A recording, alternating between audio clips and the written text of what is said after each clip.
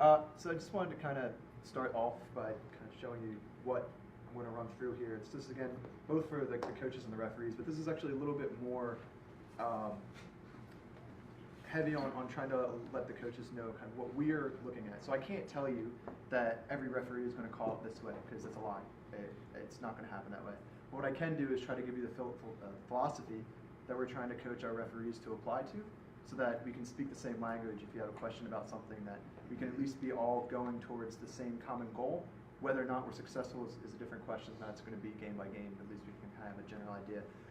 So we're going to start off by just giving you a general idea of what the domestic seven structure is and how that reflects on the Chesapeake Sevens group that we're kind of going to have.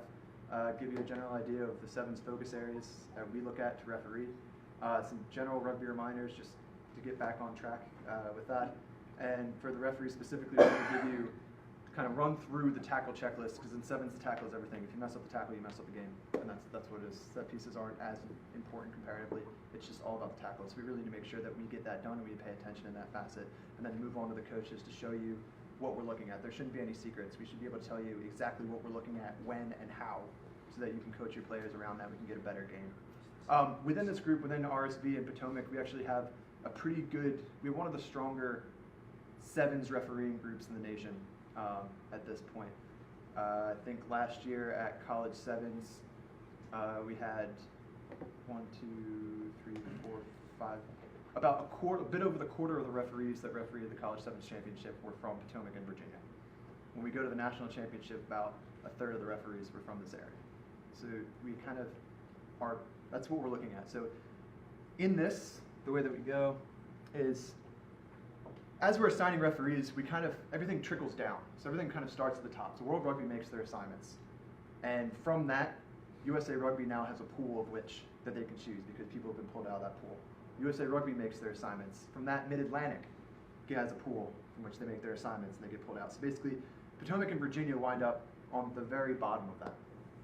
So this becomes an issue when we're making assignments, whether for sevens tournaments or for 15s matches as well. So for instance, I'm not going to be part of the first two sevens tournaments here just because I have D1A assignments that I've been pulled to, or MLR assignments as well, which we'll be getting to, which is actually the kind of elephant in the room in terms of referee assignments coming up next year. I think next year we will have DC MLR, I believe. Yes. Theoretically, that could mean up to referee in the middle, 2 ARs, tech zone manager, scorekeeper. We have 2 team sideline managers. There'd be 7 to 8 referees pulled out of the pool that won't be able to referee that weekend. And a lot of times it's going to be more of the top level referees. So what we really want to do is make sure that we kind of build a profile, that we build a portfolio of referees, that we can make sure that as we move forward, if we don't have the top level referees there, that we are actually at least bringing people up so that we can kind of have a better source of training for our referees as we move tournament to tournament. So in order to do that, we can't assign the best referees every week, but what we want to do is kind of give you at least 3 tiers. We can kind of get kind of a top level, a middle level, and a bottom level, so we can try to start bringing people up, where as that top level gets taken out, we can upfill that, from the bottom. So that's kind of what we're going to do. So going forward for this season with Chesapeake Sevens, we're working with Virginia to make sure that we have at least 5 to 6 referees assigned per tournament. Each tournament will have 2 referees from the other society to make sure that you're not going to get a completely different experience if you go to a tournament that's staffed by Potomac referees versus Virginia referees, that you at least have a bit of consistency across that. We're going to have 1 to 2 matches recorded per referee, as Jake said, so that we can have some ownership for the referee in terms of how they're refereeing, and also, I guess, a bit of accountability from you. If you look at a match and say, this is just unacceptable, or we have a question with this, that we can try to respond to those as opposed to just talking past each other. So again, Jake talked about the solo shots. This is kind of what it looks like in action. It's basically what they call a robot camera. You just put the referee has a GPS on their arm, and it just follows them around. So, and then from that film, we also have advantages. I'm not sure if any of you have been introduced to that, any of the coaches, but it's basically system run by Richard Every. Right now, most of the higher level domestic 15s in the country uses this system. D1A uses this system. MLR uses this system, where the referee basically has taken ownership uploading the video that they have, tagging the events, critiquing their own refereeing, and moving forward. So while we won't be able to have a full tournament portfolio for each referee that can go in there, the goal is again to have 1 to 2 matches per referee so that they can go and check all of that off. Mike, if I might add, we're also going to institute this in 15, so the better quality y'all's videos. You're not, a lot of what Mike's going through on 7s and Jake will also come percolate through the 15. Yeah. So just general idea with that type of stuff. So this is actually a 10-foot tripod, which is pretty useful because we need to kind of get up over heads and make sure that we can see through players as well. So the better quality video that we have for the referees, the better we can train them. So basically the higher up it is, the closer to the middle of the field, so we can see what's going on over in the corner as opposed to having to look through 30 people to get there. Really helps us out. So that's that. So now we'll go into just refereeing in general. So if we go through 7s and 15s, Steve Lewis, who's kind of one of the first and foremost coaches of 7s that we have in the nation right now, said to me once, he's really like 7s because it's a very pure game. You usually don't hear people who say, oh, I prefer 7s to 15s that often. Most people prefer 15s. And part of that is, yeah, sorry Jay, I picked out one of your guys here. It was one of the only pictures I could find. Yeah. All right, see, you got rid of him. That's good. My guys are exactly their bit. I'd accept the prize my team. So with 7s as compared to 15s, when you get into kind of dangerous, when you get into contact with the neck, things are more severe and they come quicker than they do in 15s. 15s there's a little bit more leeway just because there are a lot more people, there are a lot more body parts flying around, and it's an 80-minute game. And if we started calling everything that's marginal, we're never actually going to play a game. With 7s, it's so quick, there's no time to stop, reload. People are going to take a quick tap and go. So sometimes even calling a penalty speeds the game up. So just a general idea with that is that it's a penalty kick if you have just contact with the head or neck. Obviously, there are instances when you're rucking and things like that where there'll be something soft that probably won't call. But as you're looking to that, if there's contact with the head or neck, you're liable to be penalized. So if you get a penalty, you shouldn't be surprised. The referees, we need to take note of this, that we are being fair and judicious with it, but we need to make sure that we're accurate and we're consistent. We have more clips of that coming up. Yellow card is generally the term is reckless, which came into work with us 3 years ago now. Is this the reckless thing? Basically, the idea is that one of the terms that we have with kind of contact with 7s, especially when it comes to rucking, is moved by the head or neck. So obviously there's contact sometimes, so people are coming through and rucking. But if your player grabs another player by the head or neck and physically moves them, that's when we're keyed in for the referee that it's probably going to be a card. Red card then moves on to if there's strong direct contact with the head or neck, it's going to be a red card. Those are the type of things where red card, it's hard sometimes to explain the threshold between yellow and red, except that when you see a red card, you know it. You can just look at it and just like, that's pretty bad, you know, with somebody gets there. So we're trying to protect it there. Another thing, so I guess which team was at nationals last year? Was it Jay and you? We didn't have that opportunity because we went to CRCs. Really? I thought that you guys were there. Oh, okay. We had a discussion earlier. Oh, We had an automatic bid, but because the top 2 teams or top 3 of the top 4 teams went to CRCs, they put it in a. I think the answer is Lindenwood. Well, will you have a team that's going for We will. a national championship, Yes. whether it's USA Rugby or whether Yes. it's CRC. So, We will. and so then also last year there was at least someone playing with those. So someone counter referees. One of the things that kind of came in pretty hard and fast last year that threw a lot of coaches off was how we were viewing intentional knock-ons, which we'll talk to before, but they're also, again, with interest of keeping the game flowing, they're kind of zero-tolerance yellow cards turn into a black and white issue. As opposed to throwing the ball away from the penalty kick. If there's a penalty against you, you put the ball down and you get away. Even if you're at the bottom of the ruck, there's a penalty and you throw it up to one of your players, that's probably going to be a yellow card and you're gone because you moved the ball away from the mark and you made it harder for someone to play the ball. Similarly, if you're in touch and you throw the ball away and you stop the quick throw, it's probably going to be a bin. If you are in touch and players trying to get the ball off of you and you're holding on to it, if I would call that a holding on penalty in open play, you're going to get a yellow card for slowing down the game for preventing that quick tap then. Is that kind of a clear outline of where we're going with that? Finishing off in goal, basically it's just, if a player is scoring or in the act of scoring, your player just falls on them, it's extremely dangerous. People break ribs, people break ankles. It actually happens more than you would think. There is zero tolerance with this, and we really, as referees, as the referee unit, I really need to drill this home. We need to have absolute zero tolerance on this because it is probably one of the more dangerous things that we'll have, and it happens, unfortunately, fairly often. Just because that person who's scoring is not ready to get slammed on from behind. Intentional knock-ons, this is the thing that kind of threw a lot of people, but it's pretty easy to think of, at least philosophically, how we're going to do it. I'll show a video that kind of explains pretty well. But if you kind of have, if your player has one hand out and they're reaching for a ball, you're automatically at a risk for a yellow card. So now you're basically, it's called risk and reward. If you get that ball, you're free and you score. If you miss the ball, or if you miss the ball, it doesn't matter, but if you hit the ball and it bounces off of your hand, you've basically disrupted attacking play. And in sevens, almost every pass can put someone home and put someone free. So by you just running through and sticking your hand out with no actual chance of catching that ball, you have basically cynically killed attacking play there, so you're going to go and you're going to stick.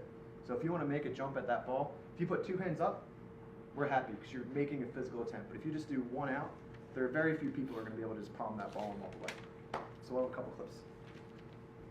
So again, we talked about intentional knock-ons. Contest in the air is something that happens a little bit more in sevens just because it's kind of a bigger set piece in sevens than it is in 15s because you can actually get the ball back. If you hold on to the ball, it's a lot more likely to win. So it's a really big set piece there. So once we go up in the air, we need to make sure basically we're going to be looking at shoulders and hips meeting each other. If there's a disjointment or a disjointment in timing, and someone comes down, you're going to go penalty, you're up from there. We'll talk about that. We'll have some.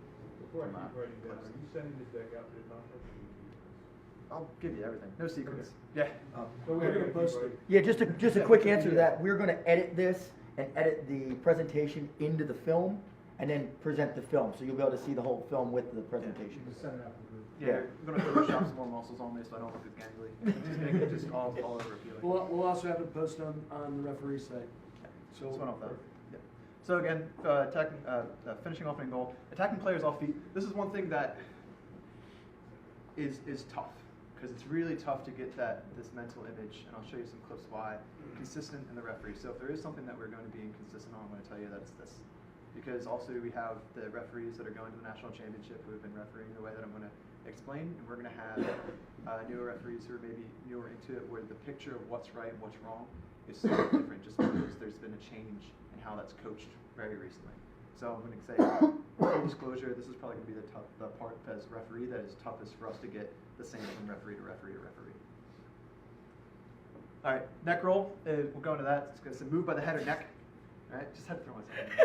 You're going to move by the head or neck, and again, we have some clips. That's our key, right? So if we talk to the AR, the AR comes up and says, oh, there's a neck roll. The first question I'm ever going to ask is, was the player moved by the head or neck? Basically, if they're pulled sideways, then it's a bin. You're going there. That's what it is.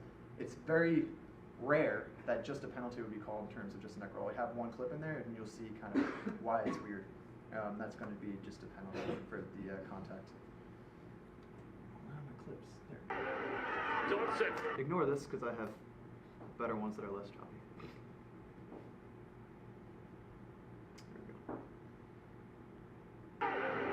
Johnson, just short of the halfway line. Great carry from the big unit. Trying to dig this one out there. Does everybody see that? Also, as referees, it's really hard to actually pick this up because what we're doing is we're making sure that ball is coming quickly, which generally means that our attention and focus is a little bit more down towards the back of the feet as opposed to the straight contact areas. So when we have ARs, we're really relying on them to watch those heads and necks. These are really actually hard in-live play to pick up for just the referee, just because of where our focus is and trying to speed up the game and get the bodies clear of the ball. And you'll see why. So I'm on this actually clip where I am. I'm on the opposite side of this. The neck roll happens on the other side of me, and I completely miss it. And it's picked up by the AR. Johnson, just short of the halfway line. Great carry from the big unit. Trying to dig this one out there. Brent Williams. No room to operate. You'll hear the Pull this away from the trouble areas. They give away a penalty. Sir, listen. Take a step. Neck roll, was he moved by the neck or was it just contact? He was moved by the neck. So it should be yellow card. I agree. Black 10. Black 10. Well, it's a blow for this Grand Canyon team. You heard the referee talk to the AR. Neck roll. It's going to be yellow. 2 minutes, they're in the man. So not a good start here for this Grand Canyon team. But how about the defense on Tyler Kraft? He was outstanding at that breakdown area. He might have been the one who got neck rolled. There's Tyler Kraft over the top. Yeah, it's going to be against Tyler Kraft. And there's the neck roll See there. how he gets him around the bottom part, moves him by the head. It's pretty clear you're just going to go and sit if we catch it, and hopefully we will. What were you thinking? No release on white. What was your thought process while you were watching the play? Play on because there's no one there to play it. Fair. Right, so that's a little bit higher level stuff, right? Where there's contest in that area and yeah, the ball was slow, but there is no 9 ready to play that ball, so I'm not going to call a penalty for not rolling away yet. Once a player comes in and tries to play the ball, I'll probably ping him for not rolling or not releasing. But at that point, you're slowing down your own play by not getting there quick enough. That's kind of a different thing. Does that kind of process make sense? Okay. Okay, apparently that's over. I have another one somewhere.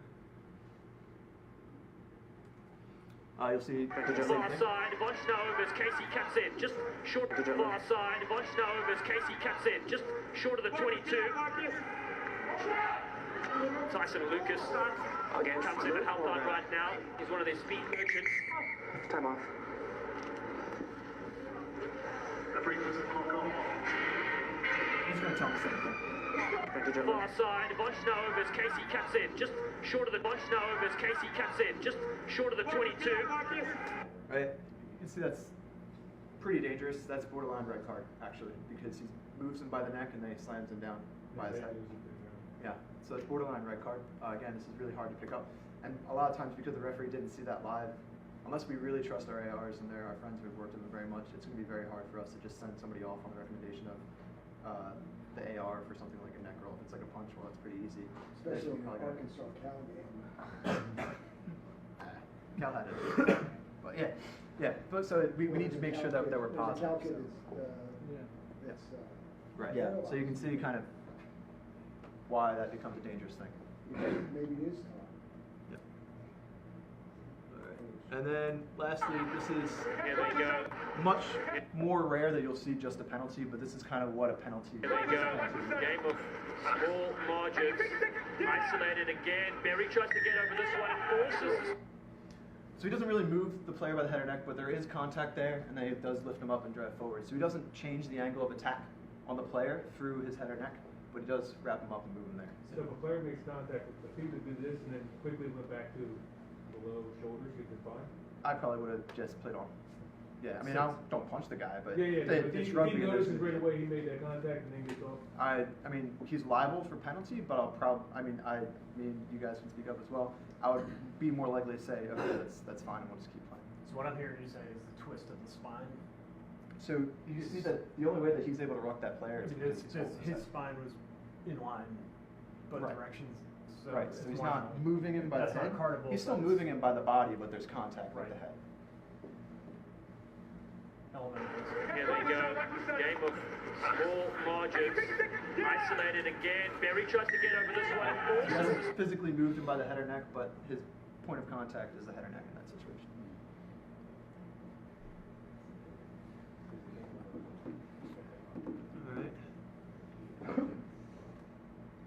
All right. Finishing off an in goal. I'll just show that clip.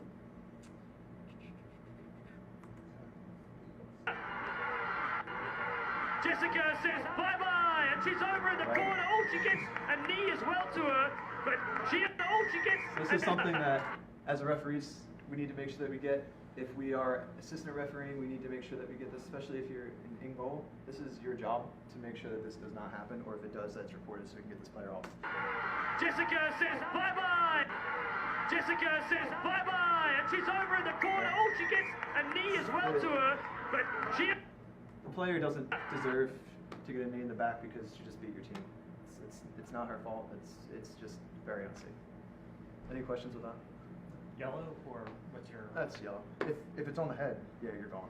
But if it's on the body, we have a little bit more leeway. But it definitely at least needs to be a yellow card. All right, I'll go through some contests in the air clips. So generally, the idea of what a referee is looking at, should be looking at, when that ball goes up, is they need to be in line. You need to make a choice, referees, about whether or not you think that ball is contestable. If it's booted to the back, don't worry about it. Just make sure you get there. If it's really high up and right on the 10-meter line, you know that people are going to go up for it. What we're generally looking for is to make sure that when there's jump, when there's fair contest, we need to make sure that basically the players are more or less at even height. If one player gets above the other, then somebody's going to tip, and that's pretty dangerous. So we're kind of looking at making sure that hips and shoulders meet. Once that happens, if someone kind of beats someone else and is up higher and they tip, we're looking at how they land. If the player lands on their feet, it's a penalty. If the player lands on kind of hip, lower back, it's a yellow card. If we go back, head, neck, it's a red card. Does that kind of pattern make sense? For Life University is that So they this is that easy. This is just playing on. So this is they've kind been of a what we little want to see. undersized in the past, but they have big bodies out there. Lindenwood is known for their Right? Easy. They just come up, shoulders and hips meet. If they're running at pace, you might get something where they explode and bounce off each other. We don't really care about that. Just as long as that contact is even, we see there was an even contest for them. So now we'll get into other flips. Flipping back and forth.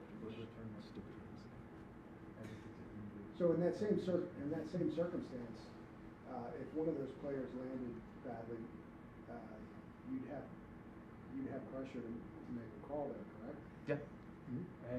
But you shouldn't. But is the other guy deemed to be reckless or no? That's the judgment.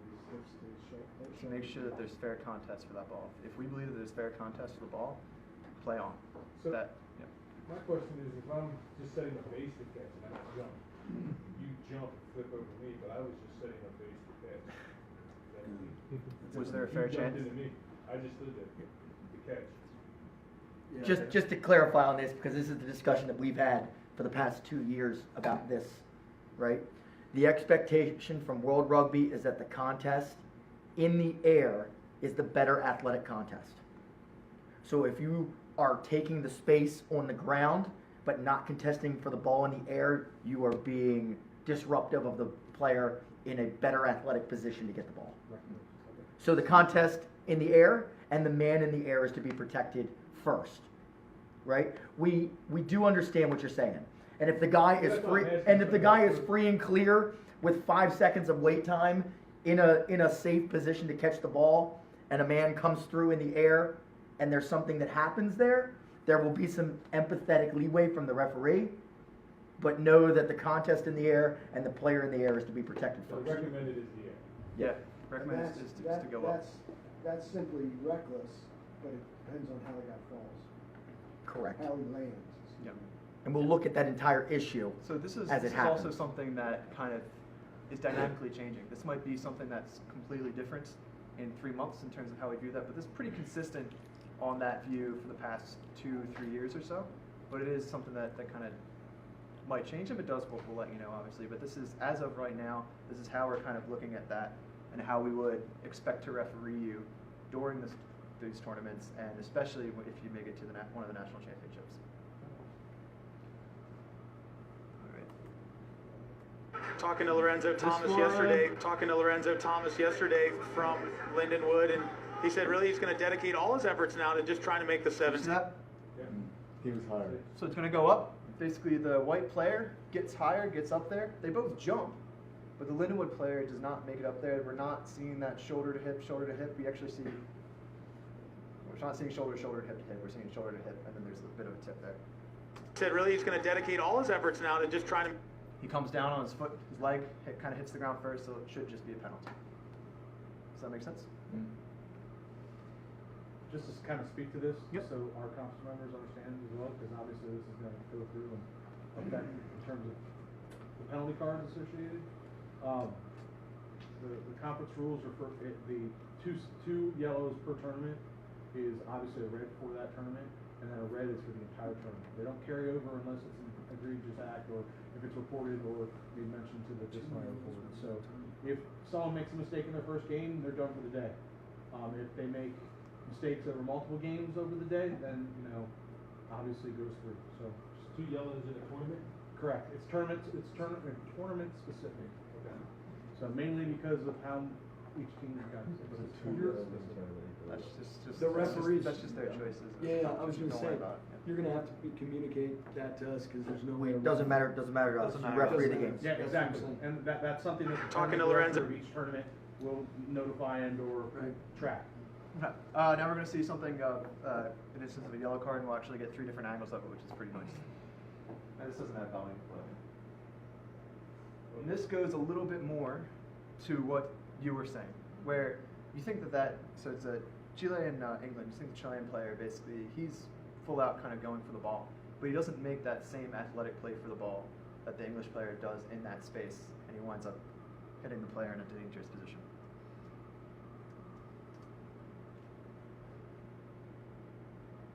Right.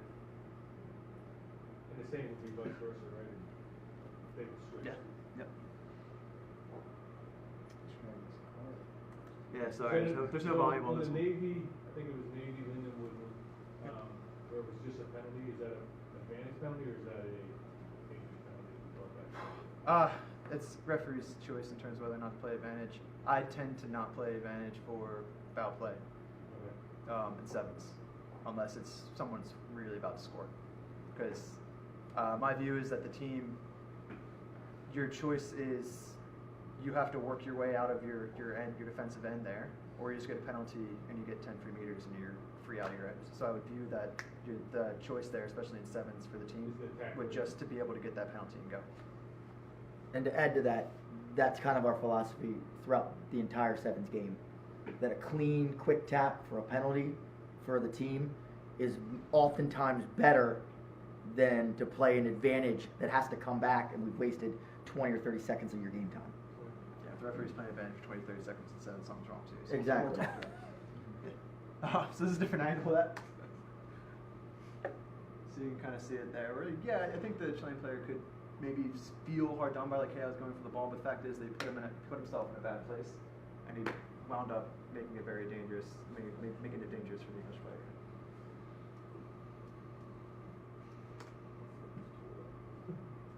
Yeah, this was in San Jose 2 years ago, a year ago. What color was the card? It's yellow, but in case could be made for red. I was going to say Pink. Yeah, so who's the penalty on there? 1 or 10? It's on 1. Oh. 10 kind of had that space, but 1 actually can't. So sometimes One came from it's side. dealer's choice there, actually. Both of them kind of put that in a dangerous position, but sometimes when we referee, we want to make sure that grandma on the 50th row could see why we called that. And it's a lot easier to see number 1 coming in from left field than 10 kind of taking that space. But both of them are kind of liable to be penalized there. And here's the last. What you just showed, would you consider that reckless? Yep. That's why it's yellow, at least. Yep. Oh, this is a different one. So this is different. So actually, both of the players get up in a contestable space, and the contest is really good here. What you'll see is that even when you get up there, if you lose, you still have responsibility for the other player in the air. So you'll see is that they both come up, they both have a pretty good contest, but the red player here will kind of almost in a line out, hook his arm around the other player contested from the air, pulls him down, the player lands in a bad position. You can't hit him out of the air. He's boosted. Guy, he's taking him out. He pulled him down. You cannot do that. So a lot of times you get coaches and players feeling hard done by because you got a piece of the ball. It was a good contest, but you still have obligation to make sure that you're not pulling that player down. What if the player that's being boosted can be contested? Can be contested either as a booster or as a same ball? Sure, same thing. So it's harder, obviously, to get up there. People do it. I don't know how. I was never that good. I'm just being honest. That's an intent. Oh, when you're sending You can't hit him out of the air. He's boosted. Guy, he's taking him out. He pulled him down. You cannot do that. He got up there. He contested well in that situation. And if you just didn't hook the guy and pull him down, it would have been play on for me, actually. Even that contact happened. And if the player fell awkwardly, but he didn't hook and play it down, that's still play on for me. Does that difference make sense to everybody? Is it a good philosophy, at least in what we're looking for? Try to hurry up a little bit, I'm sorry. Here's a good view. Now we're getting to intentional knock-ons, which people really, it was hard to bring people over to our side. This is something that kind of started in the series in Dubai last year, where basically the coaches came through and said, we just have people who are just sticking their arms out and they're destroying our attack. Like, there needs to be something done about this. And you just penalize them, that's great. But what that actually means is that the defense gets a chance to reset. We have to go and find the ball that just punched away. So it came from then. We actually looked through some of our film from the championship series domestically the year prior to that. We actually had a lot of instances of players just sticking their hands out, hoping to get something done and disrupting play. And we came down pretty hard on it last USA Rugby, the Collegiate National Championship. And it took players about 2 or 3 games to get to it. And once they understood it, it was fine from there. But this is something to really make your players aware of, that this is something that coming down the pipes, at least for them in this tournament, there probably will be zero tolerance about. So I'm going to show you a video. It's pretty well explained by Agnes Garter out of Australia, the philosophy of why this is happening. I think that once we explain the philosophy, it'll make a lot more sense why we would call it this way. So an intentional knockdown is, for us, under the guidelines, is defined as a player not being in a realistic position to regather the ball from a intercept opportunity. It is widely misconstrued about what constitutes one and what doesn't. The first example, Hurricanes Reds. Now, we would not constitute this as an intentional knock-on. The reason being is that number 12 Black, whilst he does knock the ball forward, he is in a position to regather, and therefore it's not an intentional knock-on. Some people might say, well, the Hurricanes player was never trying to make a genuine intercept opportunity here. He stuck his arm out. Good fortune maybe, but the ball has gone up, and but for the actions of the Reds player, you would say that that player would have regathered / caught that ball. So therefore, it's just a knock-on. Another good example of this is last week, Liam Sapawanga going for the intercept opportunity, does knock the ball forward, but in the process then regathers it and then loses it forward. So again, under the guidelines, is he in a position to regather? Yes, therefore not an intentional knock-on. Now let's look at some examples from the weekend that are classed as intentional knock-ons. The first being the Waratahs Highlanders game. Michael Hooper going for the intercept opportunity, gets one hand to the ball, knocks it forward straight into Ben Smith, clearly not in a position to regather the ball, but not a line break opportunity, so therefore penalty only. Good decision. Here we see Aaron Smith again going for that intercept opportunity. For a second. Actually, I'll let this run through and I'll pause it after. Gets one hand to the ball, not able to regather it. But in this situation, the difference being is that there was a line break opportunity for the Waratahs. Not in a position to regather the ball, penalty kick and a yellow card because of a line break opportunity. Okay, so he makes a distinction there between whether or not there was a line break opportunity. This is in 15s where there are 30 players in the field and there's a lot of things going on. So you can get cover tackles, you can have things where you're really not maybe putting anybody into space pretty quickly. In 7s, pretty much every pass is a line break opportunity. So that means that mid ground is kind of taken out. So it's either going to be a scrum or it's going to be a bin, because every pass is a line break opportunity in 7s. Is that fair enough? Does that at least philosophically make sense as to why we would call it that way? Do you have any questions in terms of that? Right? So it's going to be a knock-on or it's going to be a card. If the referee just penalizes, I'm going to shake my finger and we're going to have a discussion about sort of remind ourselves of the philosophy of why we're doing this. We look back to Crusaders v Waratahs, Naira Boro knocks the ball forward, not in a position to regather it because he's a long way from where the ball actually lands. Some people might think that's harsh. Yes, he looked like he was going for a genuine intercept opportunity, but he wasn't in a position to regather. Again, correct decision, line break opportunity, therefore penalty, yellow card. And if it did bobble up and he was able to recatch it or attempt to recatch it in the proximity of it, then we would say that's a normal knock-on. But if I'm looking to make the intercept and I don't get into a position to regather that ball, then we class that as an intentional knock-on. And all players and top-level coaches are brought into the guidelines surrounding intentional knock-ons. Just to reiterate, it is a high-risk, high-reward play if the player is not in a realistic position to regather the ball. There you go. High risk, high reward. He gets the ball, he's through. He doesn't get the ball, probably a yellow card. Anybody, I think it's past fall, is Scotland, South Africa, where LaRue got a yellow card for an intentional knock-on. There is quite a stir about it. If you just break things down into simple parts about these guidelines, it winds up being pretty black and white that that's a yellow card. All right. Now I'll try to go through and do some quick clips. I'll get through just so we can kind of get through this a little bit faster. I'll skip a couple of clips. Of go forward is St.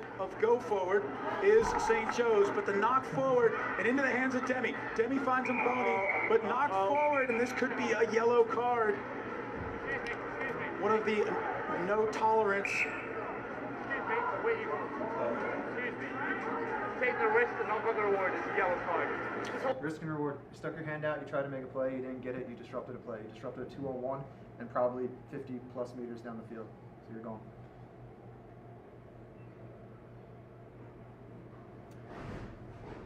Here's one that's pretty clear as well. 3-1 here. 3-1 here. Now the advantage is over. Time off. Well, we've seen this before, and we know what's coming. A yellow card. That's He's like, yes.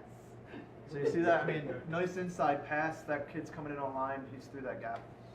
If the hand doesn't get 3-1 here. Now the advantage is over. Time off. Well, we've seen this before, and we know what's coming. You hear that a lot. I gotta put it out there. Here's one where people are going for the tackle. Here we go. 3 tries to 1. So we get that a lot. People say, oh, I was going for the tackle. I was going for the tackle. When we're watching a game, right, we're rugby fans as well. We really enjoy rugby as referees.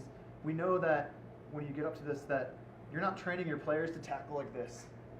So if they're coming into contact like that, you didn't knock it on the tackle. You were going to try to disrupt play. If you knock it on the tackle, you're going to be hinged, you're going to be ready to go in for the tackle, and then something will happen. So you'll see that with this guy. In the 3 tries to 1 in the opening stanza. So, Gareth, what does UCLA have to do to get back in this? Well, they got to stay with 7 men on the field, and that is frustration. You can see it. Right, so you got about 3 players there. Oh, I didn't knock it on the tackle. If he's entering that tackle in this situation, in that position, you're giving the wrong image to the referee, and you're going to be bit by it. Does that make sense? It's okay to disagree. When this first came out, we were all over the board on this specific call, and we had to find, yeah. So this was posted to the referees board. I'm talking about nationally.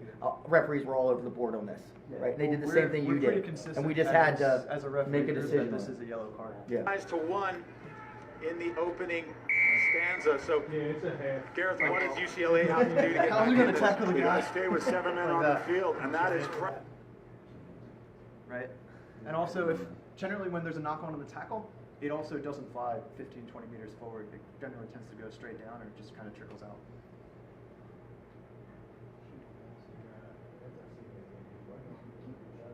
Yeah, do you want to watch it again? 3 tries to 1 in the opening stanza. So, Gareth, what does UCLA have to do to get back? I think that's kind of soft. Disrupt the game legally. That's all we want you to do. All right. Standard things. Throwing the ball away. This is not anything new. But back in nicely to O'Connor. So it's the same guy. He's had a rough day. Nicely to O'Connor. Starts off offside. The clean out work is good from Lindenwood. Oh, almost there. Offside. Offsides. Also, it's dealer's choice there. 1, he has a penalty offside. 2, he stuck his hand out, didn't get the reward. 3, then got called a penalty and booed the ball away from mark. You leave the referee no choice in that situation. Can you rewind that clip right before where the guy's pulling the guy's head? Is that You're going to back me to a quarter here. In nicely to O'Connor. The clean out work is good from Lindenwood. Oh, almost there. I'll tend to be okay with that. She started at a fine situation. He just kind of rode up. It's a tackle game, Bill.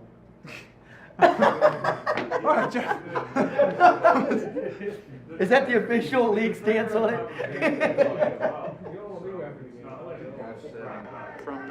From number 4, Robbie Armescu.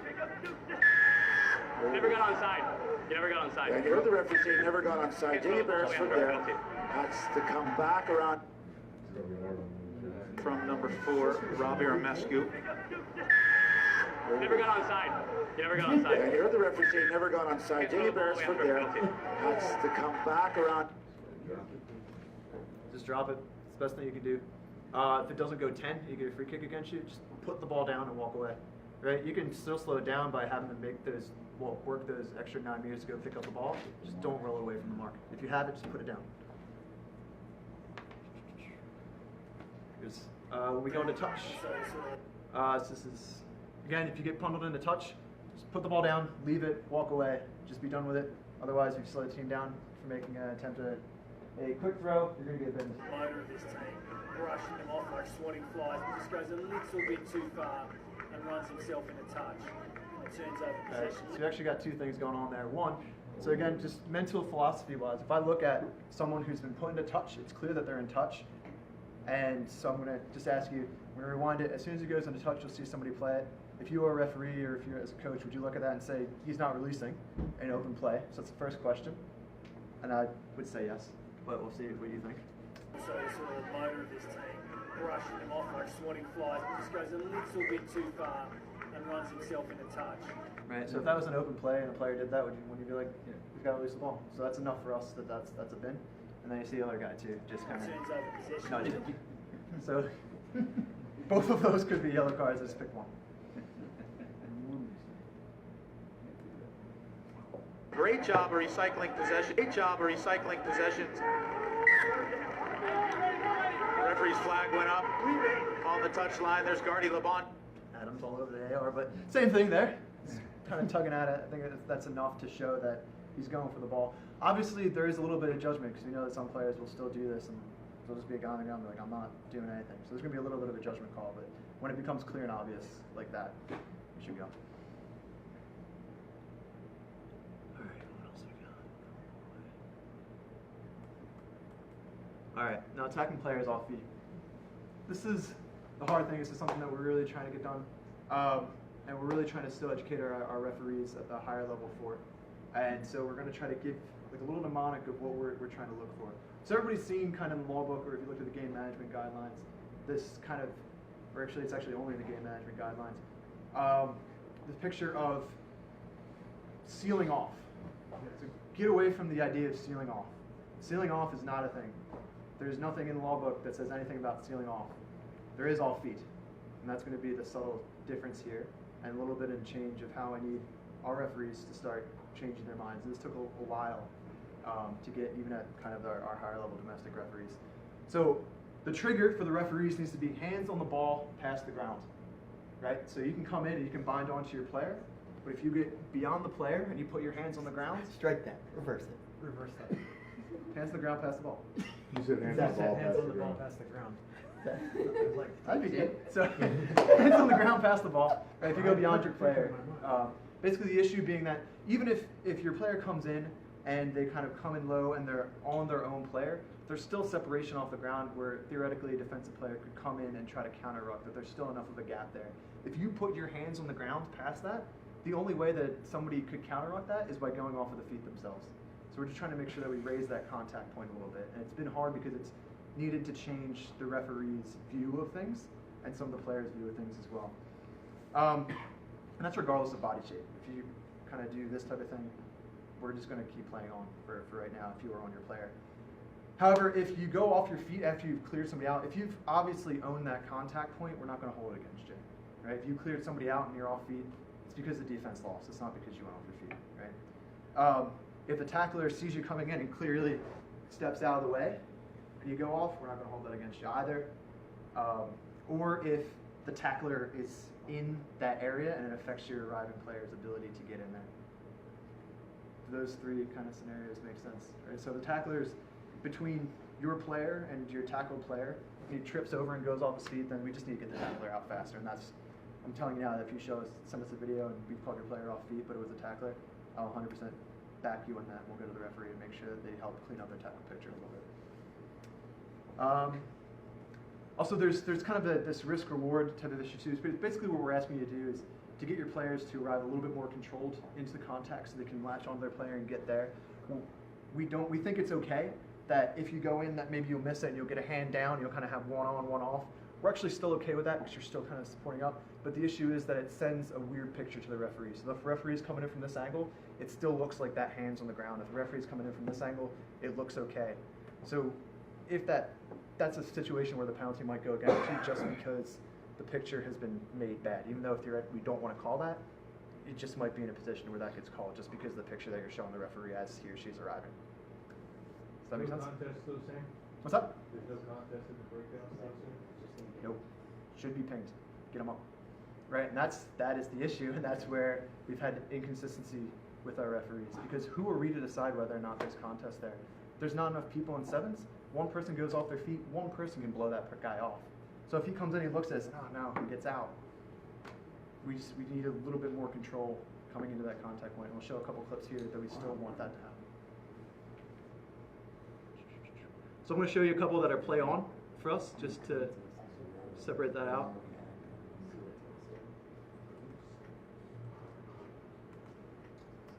That's going to be hard. Reese. Just remind you, this is gold standard. This is like, the gold standard is that no matter what referee we put in a game, you have the same exact experience. That's not going to happen. But that's what we're trying to do. And where gold standard is that this is the philosophy and this is what we're trying to meet. And I'm going to tell you that it's not going to happen, but this is what we are working toward, and this is what you can hold us to help us work towards this way, to keep us honest on that front. Norflit dumped on the ground. Penn State. So for us, that's fine, right? Comes down, he's on the play. People say, ceiling off, but we're not really off his feet. You could still kind of get countered in that. He's in a strong position, but it's because he won that contest there. Sorry, this is a weird video player. To Reese. Norflit dumped on the ground. Penn State. So that's actually more for the referees, because for whatever reason, this sealing off thing has gotten into our heads. We just need to get sealing off. Sealing off doesn't exist, it's just off feet. That player wasn't off his feet. You could say sealing off, but we're fine with that.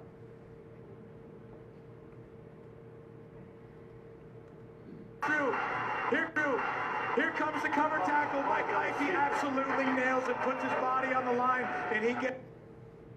Right, so he's still kind of, he has that weird picture that we don't tend to like with the head below the hips.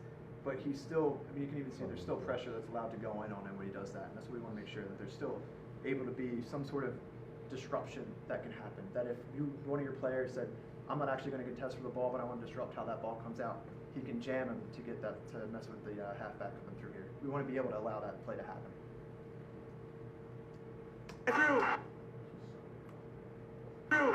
Here comes the cover tackle by Guy. He absolutely nails it, puts his body on the line, and he gets.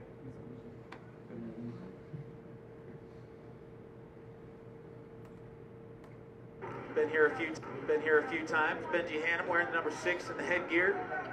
Digs the ball out. Right, so that's we're fine with. Obviously, the green player just won the contest, drove him off, wound up off his feet, but that's the defense's fault for not. And then he corrected himself too. So. Yeah, and he reloaded, right? So if you reload, then there's very little the referee can complain about if you reload. Even with that knee run. Been here a few times. Benji Hannum wearing the number 6 in the headgear. Digs the ball out. All right, easy. And Mike, can I ask a question Sure. real fast? And I think it's kind of assumed, but I want to get from horse's mouth. Is this the same? Because right now there's a large majority of Potomac referees here. Is this the same message and the same level that you're expecting from the other referee societies? Yes. And this is understood and communicated with them. We're going to pass this. A lot of the referees that would have been here from Virginia, actually, there wound up being a coaching of referees course that's actually happening in Leesburg right now. That kind of came out a little later. Otherwise, it would have been a larger.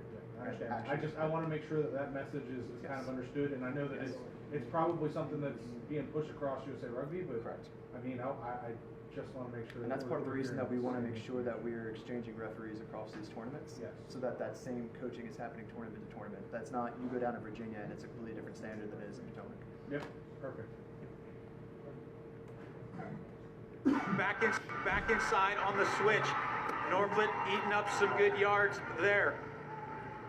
So there's pretty awkward. It's a little bit easy to see, but basically the only reason that arriving player went off his feet is because the tackler didn't get out fast enough. That's the tackler's fault. Yeah.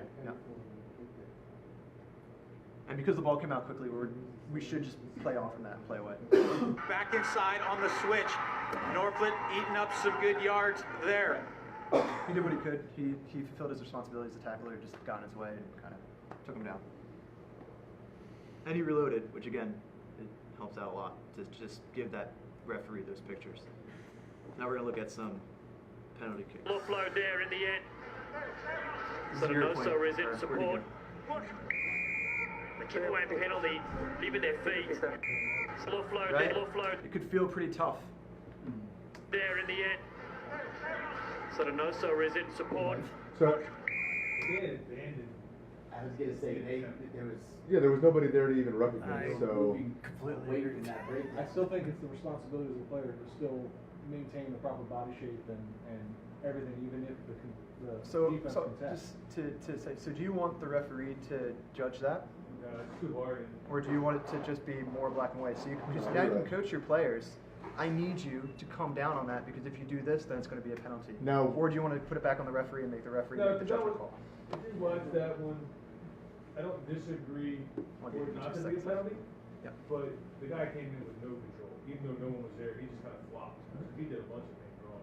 Now, if after he flopped, if he had reloaded instantly, I think that 99.9% would be okay with that. Just coming back. So we're saying there's no materiality to hands on Because the what ground. we found at the serious stuff is that if you kick that back to the referees and say, I want you to view materiality on that, what that means is that 50% of the time it's a penalty, 30% of the time it's not a penalty, makes and sense. maybe You gotta 10% have of the a time standard. it's a knock-on. You gotta have a standard, you Is gotta that- follow it no It's matter the same what. thing as an intentional knock. Like we're just saying that's a yellow card. Yeah, Bam, so just, done. and this is Hands the on standard that we're ground, trying to penalty, apply bam. throughout the levels. So does that work? So basically, the message for the referees makes to it coaches easier. is It's just easier try to to coach coach your with the players standard. just to Yeah. get Don't onto do your this. player. We're on the same page. Right? That's what Because It'll never be okay, don't do it. What's that? and You take make a it chance. black and white. He was So that's there. kind of what we're trying to do. Is just saying, we're trying to get the gray out a little bit, which we're able to do a little bit more with 7s than we are with 15s because it's such a fast game, things can turn around, and there's only 2 people involved in that situation. Visibility. It's a lot easier.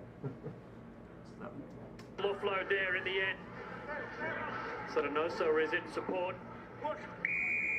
The kick away penalty, leaving their feet. Dallin didn't like it.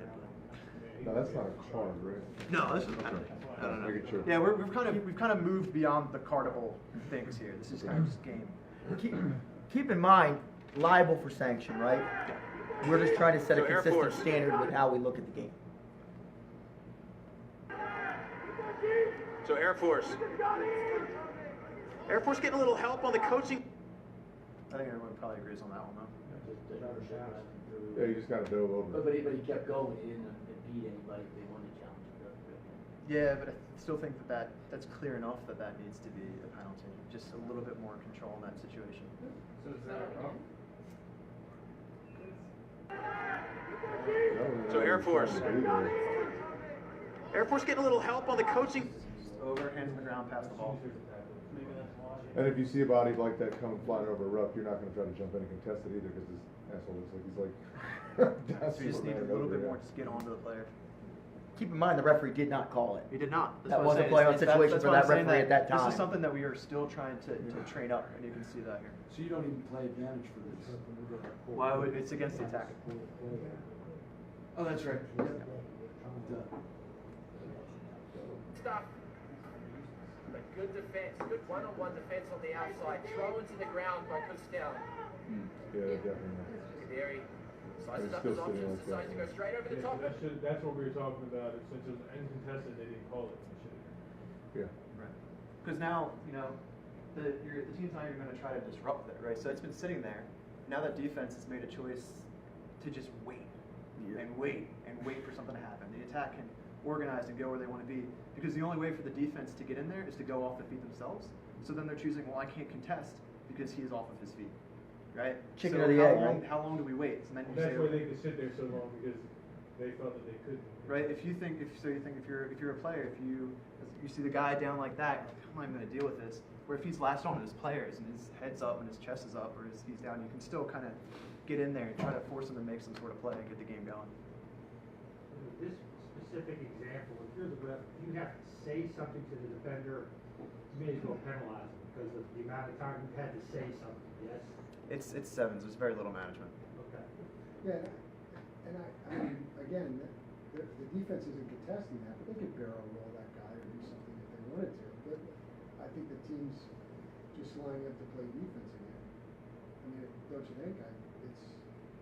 Do you want me to The consider sanction that? is, while the that's there? sanction is That's- so, the sanctions on the, to over contest the ruck, are usually, you're gonna be penalized for that kind of thing, so just play defense. So, yeah, I mean, that's part of the thing though, is that the sanctions are such that you're gonna do, so again, I think you're actually arguing to our point, that there's that situation when that player's in there, there's so much that can go against you on defense to try to get in there when the player's in that position that you bounce out. Well, As opposed to if he's still in the specific ruck position. I have more of a problem with defenses doing that to try to get that position, and that's less of a, that's. You're talking in a counter situation Or the first player there is getting hands beyond the ball to hands on the Good ground. defense, and good then one-on-one defense on the outside. letting Throw I into get the what you're ground, saying rock now. us down. You're letting the first player there get him in a better Very- position to steal. the Slices ball. up his options, decides to go straight over the top. Got to scores too. Chicken or the egg, right? Did the defender, because sevens is lightning quick decision making, right? Did those defenders see that picture and choose yes or no to contest that breakdown area? Listen, that guy's lazy, he's not reloading. But I don't know that it necessarily is a sanction penalty. So again, the question just comes down to, we can offer you consistently, if I can train the referees, where if you see hands in the ground past the ball, it's going to be a penalty. And you can tell your players, if you go hands in the ground past the ball, it's going to be a penalty. And you can coach your players that when you come in, I just need you to get on that guy, and if you miss, try to reload as fast as you can. And it's a lot clearer. Where if you say, well, they didn't contest, what's my view on contesting versus your view on contesting versus your view on contesting. So it's just to try to get a little bit more consistency again, for that gold standard being that you can copy and paste a referee. I agree. So I feel uncomfortable about this as well, but it's just to try to get consistency. Yeah, we're trying to get away of a referee's personal opinions and just trying to live by Exactly. I really like your analogy of throw. For me, I know it's going to resonate with our players is saying, hey, we're just creating space, creating it up underneath versus being on the head. I think that's pretty accurate statement. So I'm not sure. There's I think it was Hamilton last year. It was a really awesome try with I think the final was Fiji, South Africa. I think one of the South African players came on. He came in a arrive like that, lashed up. He was high. Two Fijian players came over, counter-rucked it, and then it was like a standard Fiji try, back and forth, back and forth, back and forth. And that wouldn't have been possible if that player had started off on his feet, because they would have bounced out and said, we're not even going to try to lift this 250-pound man up and then try to push the 250-pound man back. How would it work if the roles were flipped? So say defensively somebody came through and blew out the first attacking rucker, and he blew him out and then hands on the ground like that, sat like that for a second, and then decided to try to scoop the ball back. Would that be okay? Could you be off your feet like that? Probably. It sounds weird. Probably not. You know what I'm saying? You go It through and depends then on you where fall and people you're are on your and hands things like this, and that, then you're like, oh shit, the ball's right there. Let me try to scoop it now. You got to make sure that you reestablish, right? So I think that the thing would be that you have to clearly be back on your feet. So if you're over the ball like that,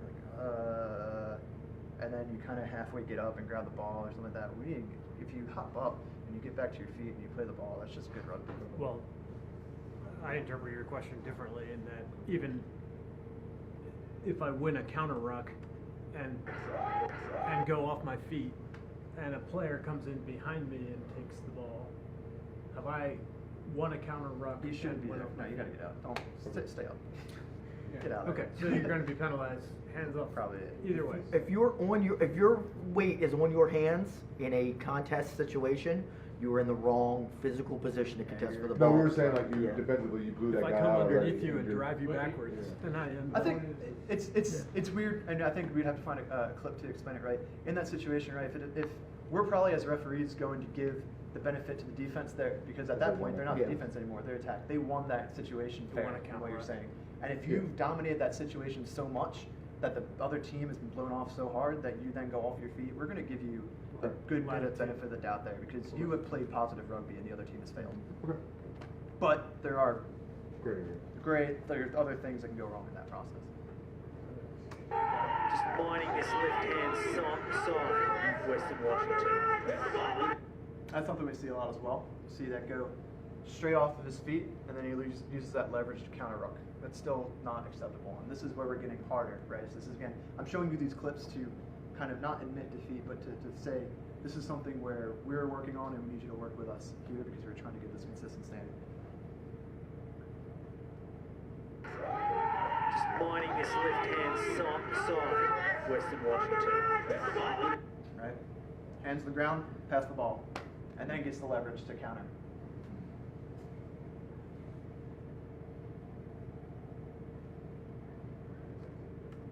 Lehman gets through the first gap. He's into the 22. Great work from the number 2. Same thing there. So you can say, oh, well, there's no contest. Well, obviously the guy was kind of thinking about it. So we're just trying to take that out of the referee's mind. That it's just hands on the ground, pass the ball, we'll do it. Work? I'll try to hurry up. A little bit more. That was the bulk of it. All right.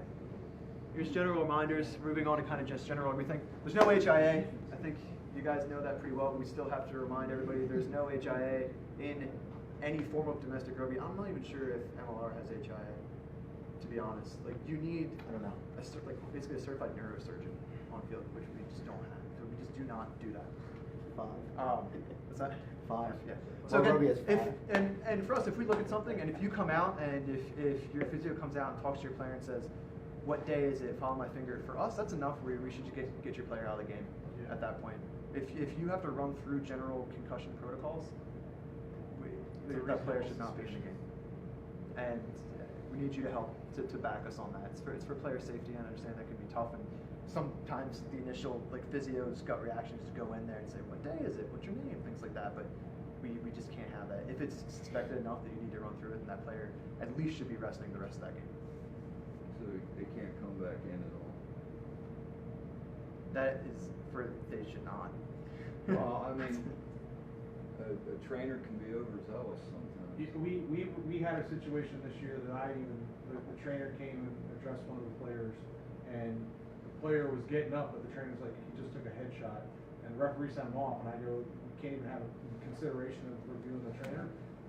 The gentleman specifically said that if there's any question in mind from the trainer, it's better to be safe than sorry. It puts an immense amount of liability on us as referees to make that decision over whether or not that And player as much stays. as that player might be benefit towards that specific player, that specific game, in all honesty, it's probably better he play or wait to play another day rather than not be available. So I know it's tough and I know it's hard, but our hands are tied, and especially with everything going on with concussion in sport now, we're walking a fine line with rugby. We just need to make sure that we get it right. Yeah, we'll set this. If we will defer to your trainer when we can, but we're going to be conservative in our judgment, and if we make a decision that the player cannot continue, that is it. Yes. How does Right. the substitution work when a concussion is suspected?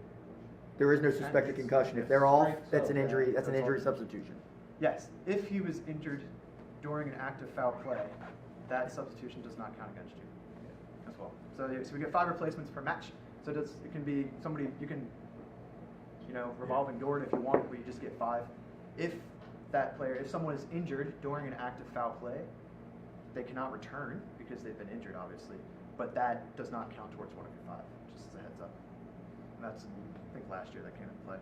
To restart play, the ball has to leave your hands, right? So it needs to be a kick.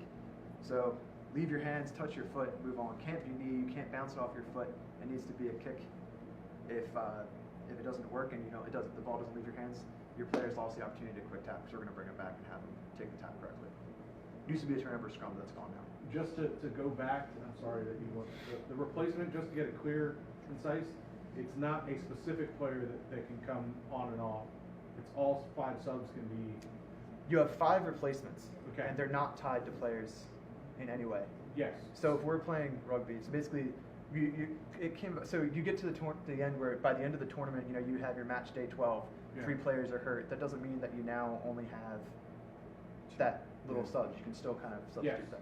No. I'm asking in terms of the ability for a player to go on and then come off again. Similar how is there any specific number? I know we ran into it during one tournament last year about a player re-entering after being subbed off. Is there any specific? I want to make sure I have the actual. If the player is injured, they cannot come back on. I get that. Right. So, but at this level with our tournaments, we don't really have the bandwidth to figure out whether or not it's injured. If you move to a national championship, it'll be on your card, injured or tactical replacement. If it's injured, they can't come back on. Tactical replacements. In 15s, it's weird. There's a bunch of machinations that allow that player to come back on. In 7s, the player can just come back on as long as you haven't made 5 interchanges. Okay. Does that make sense? So 5 total, and it doesn't matter if a player comes on or off, and there isn't a limit. You could theoretically move the same player on and off 5 times. That's what I want. Yes. I want to specify that, especially in our tournament rules. That's exactly what I'm asking. It's 5 interchanges. I mean, the other 6 players are going to be burnt out, and then the 4 players you didn't sub are going to be bothered by that, but you can do that.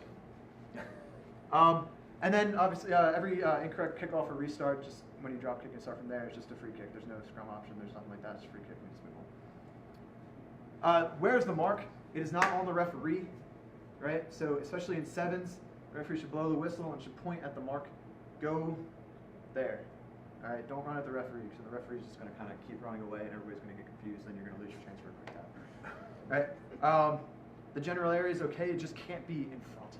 So that's part of the issue. A lot of times when we call back players from taking a quick tap, it's not necessarily because they weren't on the right side in terms of the width of the field, it's that they were in front of the mark, right? So we just need you behind the mark and then in that general area. And if a referee is playing advantage and that mark moves substantially away, there's nothing that prevents it, but the referee, just in terms of management, shouldn't let your player take a quick tap, because it's a bit unfair to the defense to not know where that mark is and have to get 10 off of that, and then no one knows, and it's a quick tap and it's going from there. So kind of, if the referee plays advantage, he or she's probably screwed you out of a quick tap on that situation. Unless it's like bang bang, you're still on top of the mark. So if it's a scrum, if it's straight in the middle there, anybody know where the mark is when this happens, right? If an infringement in the scrum, driving up, early push, something like that. Back to the center. Yeah, so the mark is technically in dead center of the scrum, so you need to be able to take it behind that mark, right? So it should be behind your hooker. It should be back there. So you see that a lot. 15s as well, free kicks, top of the 8-man, just go from there. What we can't have is taking that quick tap, especially if you say, if you're on the 5-meter line and there's a free kick, basically that means a free try if you take it on the side of the scrum. So we need you to go around to the back. Scrum half will do that oftentimes, right? Once it's blown, they'll take a quick tap from the side of the scrum if it's incorrect. Yeah, we need you behind the scrum. Line out. We're going through again. These are just general reminders. 2 people from each team on the line of touch, a defender in the channel, and a thrower. So that means we need 2 people waiting to receive the ball, someone in the channel who needs to be there, the defense needs to have someone there, and then a thrower. You don't need receivers. If the defense has a receiver, the attack can have a receiver, anybody can have a receiver in any combination. That's just completely outside. But we need 2 on the line, 1 in the channel, 1 throwing. Players can move back and forth with the receiver. You just need to make sure you do that before the ball is thrown in. Once the ball is thrown in, the receiver can come in to the line out. Okay. If players, and we get this a little bit, if the players, we'll see this, we're starting to see this a little bit more, where the players will form out of the line out and then walk in together. If you do that, we need you to stop, because we can't have you stepping and then jumping through and using that momentum to then close the gap and get a competitive advantage. We need you to come in, stop, then the ball can be thrown. Can I ask a question in relation to 15s, or are you just trying to keep this? Sure. Yeah. So we do that a lot. Really only in there. For us in 15s, the walk-in line out. Yep. We blatantly had referees just say you can't do that. At the beginning of the game, we asked the question. Referees say, "No, I don't like it. You can't do a walk-in line out." Is that really up to the referee's discretion? Because if you spend all week training something and a referee all of a sudden just says you played 5 games, you can do it. This referee just says no, you can't do that. In general, it's kind of loud, but the issue is that we need to make sure that you stop. And also, if you're forming away, we also get into a game delay situation. So some of the referees will say no, you need to come in and form. And there's really no law that says explicit says no or explicit says yes. But I think that the referee should let it, but that's something we discussed about there. But I'm telling you now, with 7s, this is how it's going to be. Or this is how I'm going to try to coach the referees to be. But meeting the standard for 15s and try to sort it. Really only in there. They're really only in there. So you see, forming away, they'll come in.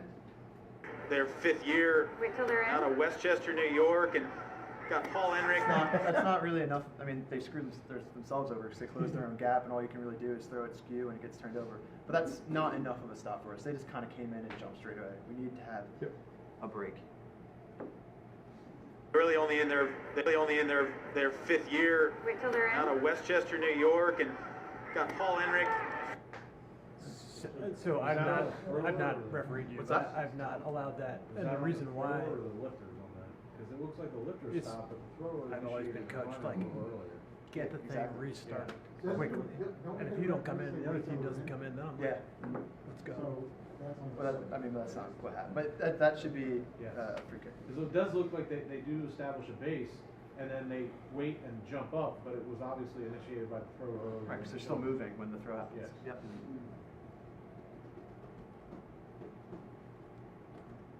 And here's The semis and the finals, the semis and the stop semis that and we're the final looking for. tomorrow here at the CRCs. We'll be doing that. They'll have a good understanding of where the space and where the opportunities are. All right, it's a little bit easier to referee that. They've stopped. You can go from there. I like how that referee really set that. I know he's an all-star. That guy. But yeah. Was that you? Yeah. Was this it guy? O'Brien? I thought it was this guy. Super dead. Quick throw. Just did. Oh, he did that. New scrums. Here we go. Quick throw. They're gonna be taken unless the ball is touched by someone who's not going to throw the ball in. Once it's touched by somebody else, you can't throw a ball in. If a different ball is used, you can't take a quick throw. And if a line out is formed, so remember we said before that we need 2 and 2, so we need 2 people on the line of touch from each team, right? So that means that if your player runs up and says mark, mark, mark, mark, mark, and they throw the ball in, it's play on, because mark, mark, mark, mark, mark means absolutely nothing. It means nothing. And the same thing if the opposing team ran 2 players up, your team didn't, all your hooker did was go up and just chuck it out. That's totally good. Right. So really the best way for you to defend a quick throw is to go and stand on top of the people that they might throw the ball to. And you need to be out of that 5-meter channel. Now, when does it, there's no time? Yeah, that's, because I was told that there was like I played a tournament in Austin, we quick throw, and they were like, no. The loss is It's immediate. too long. Does it? Yeah. I mean, Can't- if the defense is never gonna put 2 guys. No one got there. If 2 guys. if the The defending lineout needs to be formed without delay, right? So that's Yeah. where you train it. So that lineout needs to be formed without delay. So if it's out there, you're probably you can't stay forever because you still need at some point to form a lineout. Mike, you said something, I'm gonna make you say it again, because Actually, I not don't think before 15 everybody seconds. heard it. without delay, it's not a If good you're gonna thing. get, the Yeah. best thing, you said it, I want you to repeat it. The best thing you can do to defend a quick line out is, and stay out of where? You just said it. Yeah, stay out of the 5-meter channel and go and stand by. Yes. That's the next question. If I throw it through that guy in a 5-meter channel, it's a penalty, right? Should be free Like kick. if you run up to me, if you run up to me and try to block, and I just say here. Should be a free kick, probably. Yeah. And we need to do better about that. And usually we're like, no, it's fine. But I think we need to do better about that and get that guy out of the So tunnel. the terminal laws is without delay. What about on a 22? What's the term? How long do you have for a 22? I can't tell you unless looking it up, man. I'm not gonna lie to you. I'm sorry. I could give you a number, but it's probably gonna be wrong. Lineout- I gotta look it up. Lineout is 15 seconds. 15, lineout's 15 seconds. I think 22 is still, I think, is without delay. Penalty kicks are quick taps are without delay as well. If the defending side has put 2 with the intention to form the line out and defend the line out, right? And the attacking side is not forming a line out because they want to do a quick throw, we will endeavor That to sounds see like that, it's not right? a quick throw. Then if it's not a quick throw, then it's not a quick It's throw. not taken Yeah. quickly. And again, remember that's 7s, so we are going to lean more towards getting the ball back in play. Yeah, quick. So here's something where guy gets marked in the, gets pulled in the touch. Air Force player runs up and yells, "Mark, mark, mark, mark, mark!" And the quick throw goes and he turns around and yells at the referee. That mark means nothing, right? There's not 2 people set. The ball hasn't been touched, and it's not using a different ball. That quick throw can still go. Canlis, our referee in the middle. Early call there. It's been bundled into touch. Some players to watch. Right. 1, he's in the channel, so he can't stop it anyway. Yeah. 2, it doesn't matter because you can still take the quick throw. He's not doing anything. Yelling mark means nothing. I seem to recall that this was going back a couple of years. There was guidance about offside players. Yeah. And there's McNulty. That's not in 7s. That's not going to happen as much because not as much game. So won't worry about that for now. All right. So this is a good view of how to stop a quick throw. Boy, you got to give this life defense. They are absolutely clinical. Immediately got out of the channel, made themselves big. We're happy with that.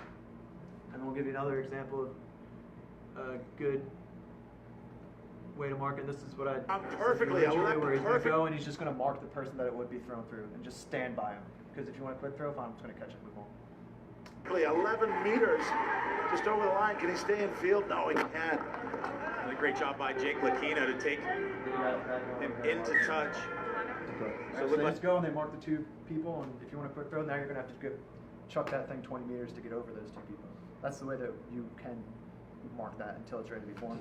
When the referee's ready to form the line, they'll just blow and say, okay, now let's go back and form the line. All right, I got like 2 more slides.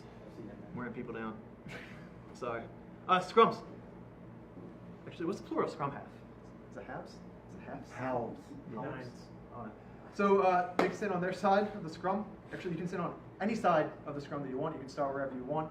You can start on your side of the midline now and put it in, right? Sevens, scrum's a little bit much more of a restart. Don't force the referee to do it, right? Especially keep your hips and shoulders straight and just go. Once you turn, it's more likely that we're going to have to free kick you for that, and no one wants to be free kicked for beating something just stupid. If you roll the ball and it goes straight through and you make your own play, I am directing all the referees that should be an immediate free kick. It needs to be hooked. It needs to be at least credible.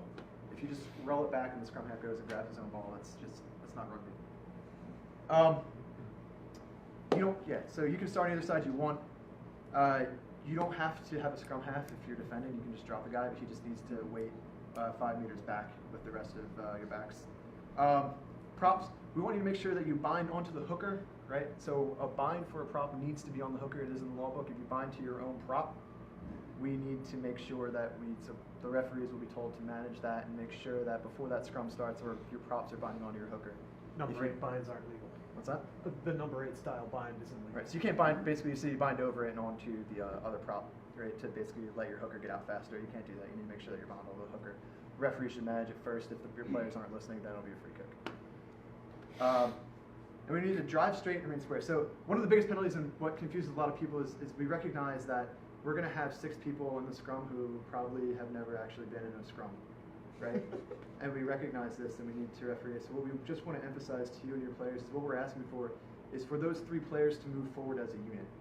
We recognize that the easiest way out for your loose head is to stand up and blow the thing across sideways. That disrupts the ball. Even if the ball comes out, what's going to happen is probably there's going to be a lot of pressure on that scrum half and the fly half's going to knock it on because of that pressure. So we need you to have your entire scrum moving forward. If you have your loose head especially who stands up and drives across, it's pretty much always going to be a penalty. So, how does that look?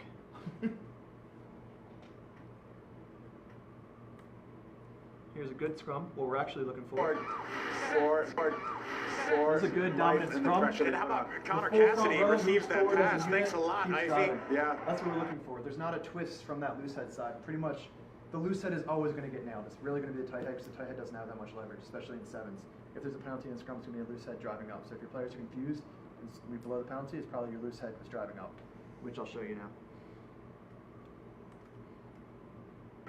Well, and just to bring it home, the stats come in 6 errors and turnovers from Indiana and only 1 from Vermont. Sorry for Vermont.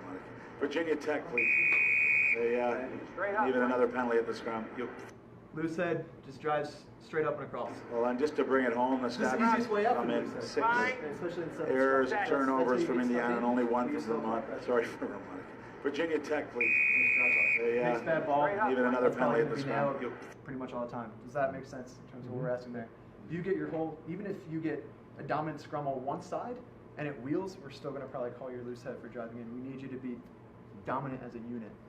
Okay? And it's an easy visual. Yeah. All right, and this will be the last little bit and we'll be done. So here's our tackle checklist, right? So this the biggest thing is that I think that we as referees, we have our terminology, and inevitably it's almost literally the complete opposite of how the teams talk to each other. So the referees try to talk to the players and get across what they want to do, and the players say, yeah, well, I was doing that. But they're talking about 2 different things. So just start with, it's just in terminology. We have the tackle assist, which is anybody who's on their feet and brings a player to the ground. We have the tackler, who does not stay on their feet and brings a player to the ground. We have the tackle player, who is the ball carrier, who gets tackled in that situation. So basically we need the tackler, as soon as they go down, to release and roll away from the tackle. We need the tackle assist to release the tackled player and the ball, and then if they want to play the ball, to make sure that they're coming back from their own side. Right? Yeah. And everybody has to enter the gate. It used to be the tackler 2 years ago, that the tackler could get up and play the ball from anywhere, but no, everyone needs to come through the gate now. Right? And yes, there is a gate, even if there's no ruck.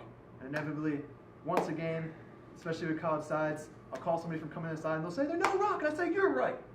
And we move on with the game. But there's still a game, you still got to come from your inside.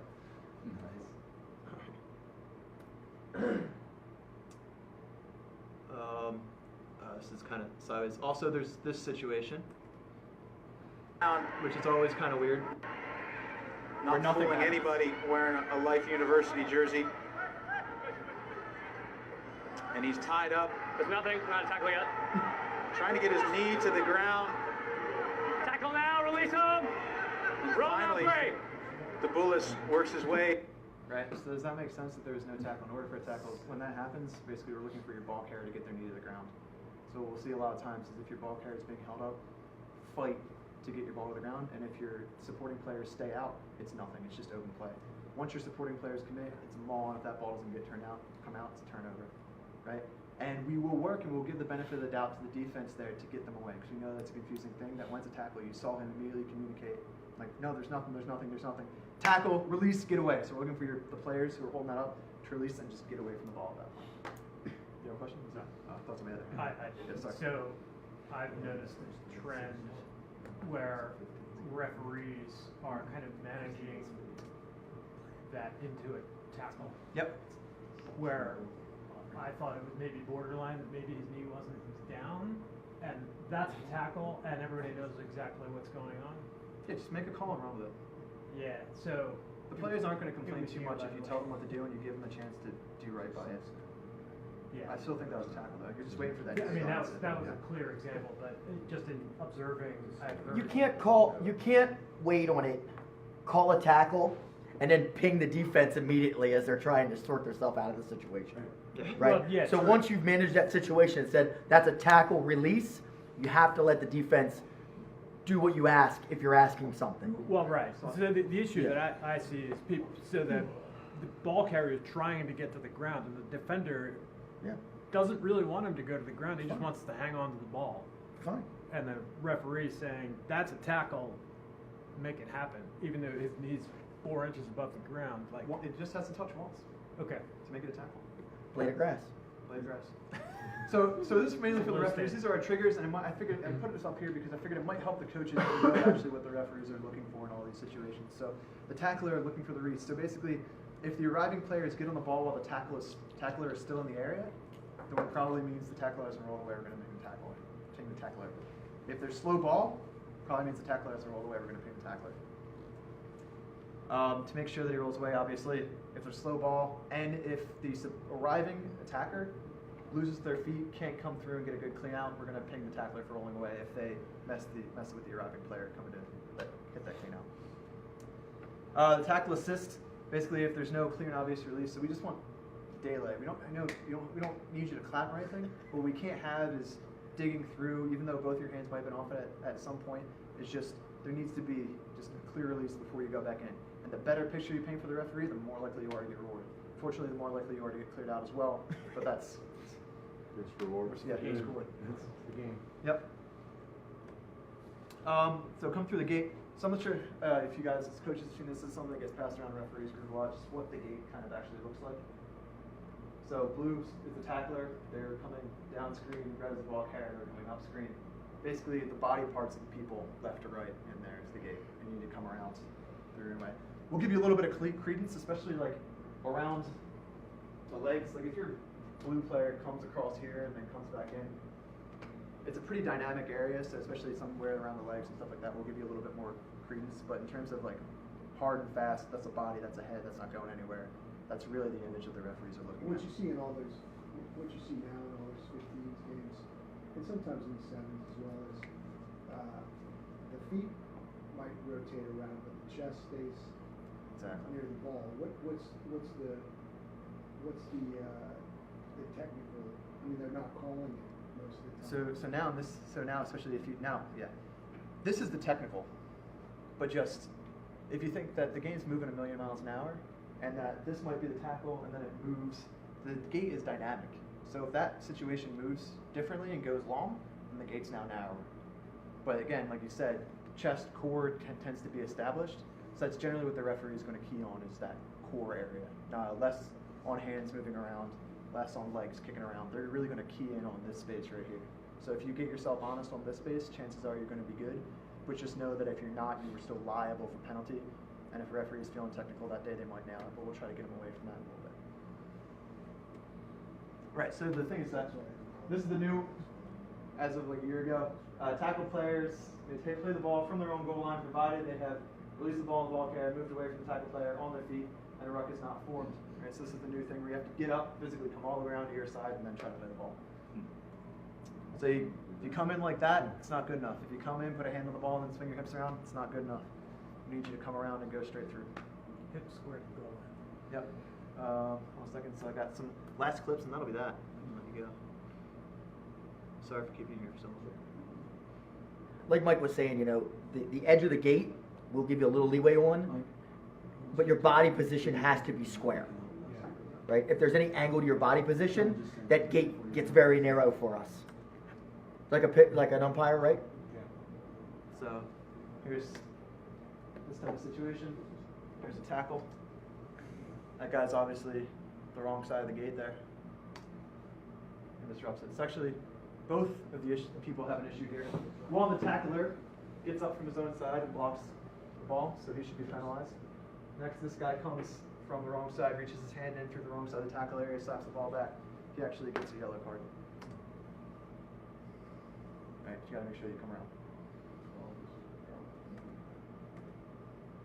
So again, we always get a bunch of players. There's no ruck. No, we still can't do that.